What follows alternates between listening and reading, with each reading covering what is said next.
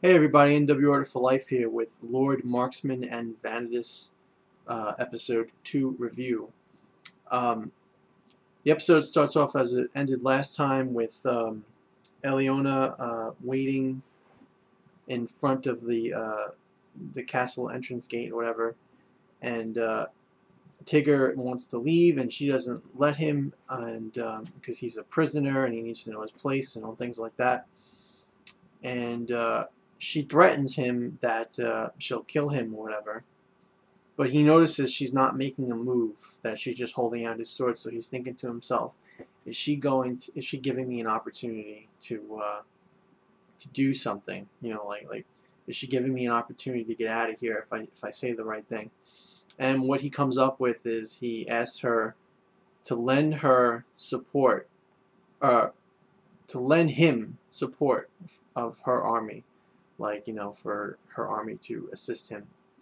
And she starts breaking out in laughter because she thought for sure that what he was going to do was he was going to ask her to become her servant in exchange for getting her army, because he needs her forces to save his village from being destroyed by I believe the nation, or the monarchy is like the Longrin monarchy or something like that. I forget what the name is, but yeah, and she had a bet with her knight, her other female knight that we saw in the last episode, that she's like got this cold demeanor towards Tigre, particularly because she was one of her horse got shot or something by Tigre when he was trying to defeat Eleonora in on the battlefield. And she had a bet that said that he would I think that he would challenge her to an arrow contest or something, like challenge her to a contest, challenge Eleonora to a contest, and the winner like gets to do what he wants to do. And and Eleonora thought that he would ask to be a servant. So they both lost that little bet, and like Eleonora got over her laughter fit and agreed, but she said that she'll give him her forces in exchange for the entire land of, I don't know if it's called Altura, or I haven't watched the episode in a couple of days, but in like 2 days. But that she would, give his homeland where he wants to save, he would give it to her to rule, like her kingdom, Zenith or whatever the hell it's called, to rule. I'm sorry, I'm not too good with the names right now. I have to watch this show a couple of times. Uh, but yeah, so he did exactly that. He said, if you'll treat them right and establish a fair government, then you got it. I just want to save my people. So they ride off to go save his hometown. In the meantime, his maid in his house, his Tigre, whatever the Vaughn, whatever his last name is, Vaughn Holm or something like that. His house is, everything is abandoned. The entire town is abandoned. They saw it beforehand, which is why the servant was able to go warn, the male servant was able to go warn Tigre in the previous episode. He's riding back with them now. And but the female maid or whatever, she's staying back in the house to protect it, and she's holding on to this bow, and this bow is like this heirloom passed down in Tigre's family. It's meant for him, but only when he's ready to use it. It's like this really special bow. And then we see the enemy monarchy, the whatever they're called. They're basically marching towards the city with orders to burn it down or whatever, but they can't burn down this church within the village, because this church is everywhere. Like there were churches everywhere, and they're a very powerful force. And the king of or any kind of, I guess, on any side, whether it's with Battle Maiden side or these opposing attackers side, that they don't want the church as their enemy. So all the villagers pretty much hide in the church, whereas only the maid girl is in the house waiting for her master. And anyway, so they've got like two dragons the attacking army, and they also have just a bunch of soldiers, and this guy leading them. I don't know if he's a prince. I think he's a prince. I think he's the son of the king, and that he really does not like Tigre. Has a grudge against him for some reason. I'm not sure if he's the same guy from episode 1 in the flashback where Tigre like kind of knocked him down or something, or whenever that happened. But he could be, could not be. I don't remember. But anyway, what happens is that they attack the village. Tigre's home. He's saying it's like a place has no strategic value. It's in the middle of nowhere, and it's pointless. But the king says it's good because we can demonstrate our might to everyone else by eradicating this village, and then basically everyone will know not to mess with us.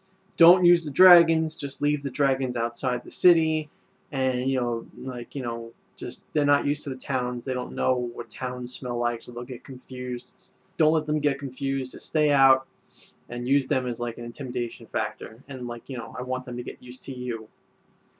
And so that's it. So then, but the prince sees Tigre's house, and he goes and wants to ransack it or whatever, just because he hates Tigre so much. And he sees that the maid girl is in there, so he toys with her a little bit. Finally catches her, cuts her a little bit, cuts open her blouse. Probably would have raped her, I imagine, since she's very attractive and endowed, and would want to put as much hurt and pain in her and in Tigre as much as he could. But as he's about to touch her on the balcony, his hand gets pierced by an arrow, and he's freaking out and screaming. And then Tigre tells the girl to jump, and she jumps, and he catches her. Actually, what happens is his horse gets tripped by one of the enemies or whatever, and he jumps off the horse and tries to catch her in midair. And Eleonora, I think that's how you pronounce her name, uses her wind sword, her sword with wind powers or whatever, and stops the horse from falling, like pretty much just puts the horse right back up, right on the ground, and she uses the wind to catch Tigre and his maid, and they gently guide them to the land, set them down gently, and it's really cool, because her sword has the power of wind, and we don't know the extent of her powers, but in the last episode we saw her use like a wind barrier to block the assassin that tried to kill her. In this episode, she's using it like a cushion, so she might have very extensive applications of how she can use this wind to her advantage. And basically Tigre explains to the maid what's going on, and who these people are, and Tigre basically just gets her out of there, and the soldiers pretty much just attack everybody in the city that's attacking.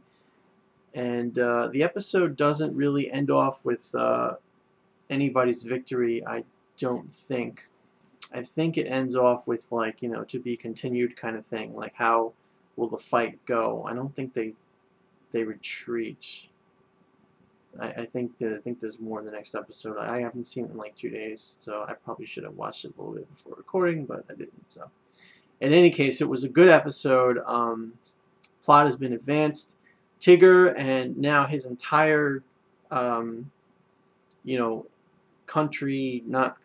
states, village, whatever it is, will now be under the protection of the Bruin forces. No, not the Bruin forces. The Bruin of the whatever the Battle Maiden's forces are, and she will protect them, and Tigre will be her loyal servant. So finally, there will be no conflict. Everybody will be on the same page, and we'll see if Tigre decides to help her take over, the other kingdom that he once served. To clarify a little bit more, the Bruin forces that Tigre was in is made up of like all, like different villages and states or whatever that are under the the Bruin banner. So Tigre was just like this villager that was called like drafted to go fight in this war against the Battle Maiden's forces or whatever. And he was drafted by a different king than the one that is leading the forces to attack now, that's instigating the attack now, because that king is from a different kingdom, and he wants to take, all the kingdoms, or all the forces that were under the Brune king, the Brune prince that was killed. He wants to take all those forces under him now, and build himself up to take over, the Battle Maiden's territory, or whatever. I remember the Battle Maiden, Eleonora, is one of 7, and her territory, her castle, her her village, whatever the hell they are, cities, they are, that's one part of, the towns and villages or cities that are a part of all the 7, maidens. I believe that's how it works. I could be wrong. Maybe they're not all, princes with their own castles or whatever. I'm not 100% sure. But I'll keep you up to date on that when I figure it out. But yeah, so a good episode. Good story progression, good battling, good use of powers with the wind, and finally we get the idea of where the story is going, because no more conflict internally, and now there's just going to be conflict between the nations. And it'll be fun to see where Tigre stands in it, and how he contributes to the Battle Maiden's successes in the future. So that's it for my episode. If there's anything for my episode review, if there's anything I missed, I'll talk about it next episode review. Yeah, so sorry for dragging this out a little bit. I'll give it like a 8 out of 10. It was good. Nah, a 7 out of 10. It wasn't that great. It was 7 out of 10 material. It was good, but not that great, and it progressed the story. So thanks for watching. Comment below what you think of the characters and the story, and what you think is going to happen. And give me a thumbs up if you'd like, and please subscribe for more videos in the future. Thanks, guys. Have a great day.